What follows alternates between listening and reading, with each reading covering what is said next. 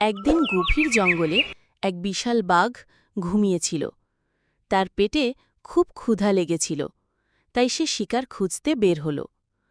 পথ চলতে চলতে সে দেখল এক শিয়াল গাছতলায় বসে কিছু একটা খাচ্ছে।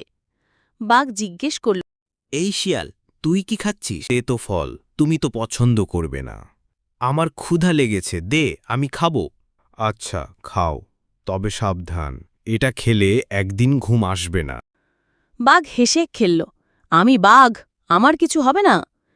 সে ফলটা খেয়ে ফেলল। একটু পরেই তার পেটে ব্যথা শুরু হল। মিথ্যে বলেছিলি, এটা খারাপ কিছু ছিল। আমি তো আগেই সাবধান করেছিলাম। তাছাড়া আমি ওটা খেয়ে কিছুই হয়নি। হয়তো তোমার হজমের সমস্যা। বাঘ অসুস্থ হয়ে গুহায় গিয়ে শুয়ে পড়ল। শিয়াল হাসতে হাসতে চলে গেল তার গর্তে।